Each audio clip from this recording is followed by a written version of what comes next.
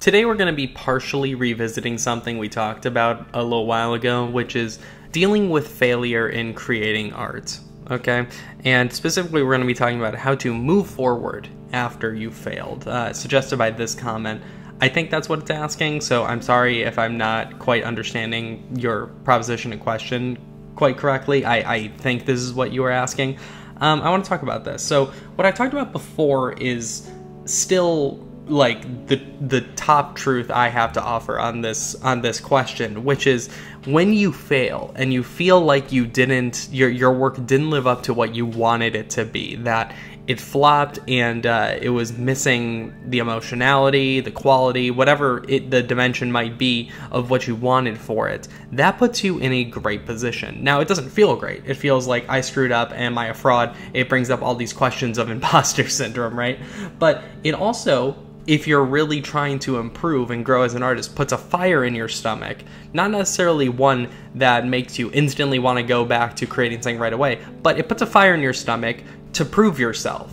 And that's healthy, I think. I don't think someone should succeed all the time, because we've seen performers in the past and stuff that become megastars, and it feels like they have stopped challenging themselves. All their stuff starts feeling the same. You see it a lot in music, I've noticed particularly, but I think you see it in films as well when you're looking at like an auteur's filmography or something like that. Things start to feel samey, and it feels like they've stopped challenging themselves and therefore are taking less risks. Now, obviously, those risks can equally land them in a position where they feel like they failed and need to prove themselves, but it's good to take risks. It's good to take risks if you feel like that decision is going to pay off to an even greater product. You know, there's room and a time and place for that. But the way to deal with failure is not to just wallow in it and feel like you can't do anything right. It's to take that as an opportunity to look at what you've just created, evaluate it over and over again, probably I would say over the course of a few days to a week, to really try to soak in what you feel went wrong with it. And when you realize that, you're already growing. It's great to see success, and it's great to have that reassurance that you feel like all of your learning has paid off and you've been able to make something great, but failure is what teaches you how to be better. Great success is just a payoff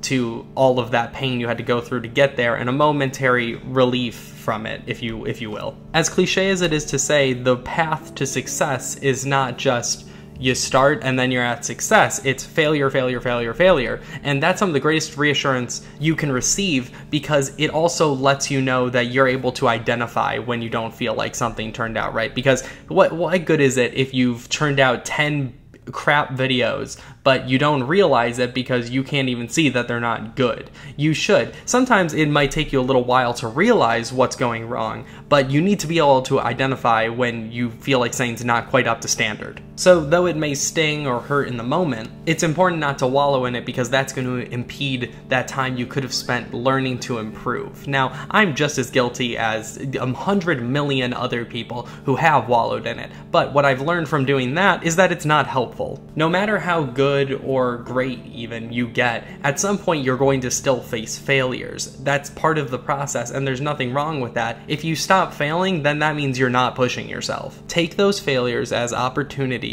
to evaluate what you've done wrong so that you can improve and you can not make that same mistake, or at least lessen the blow if you end up making that mistake again. Just view it as a learning opportunity. What you should do is try to improve with each thing you make. Now, that doesn't mean you always will. Sometimes it's going to take you 3, 4, 5 projects, maybe more, to actually end up seeing some improvement. But that doesn't mean you don't attempt to get better. I say this as someone who's done it in the past. I feel like so many artists face a failure and then they just wallow in it, and then they go weeks, months, years without creating something. And how is that helpful to you? All that's going to do is make you feel worse and make you feel less sure of yourself, when you could have spent that time working on the next thing, next 10 things, next 100 things, and have gotten infinitely better. Failing is totally fine. It's a good thing for you, but don't let it impede you on your journey. If you need to take a break, but don't stop.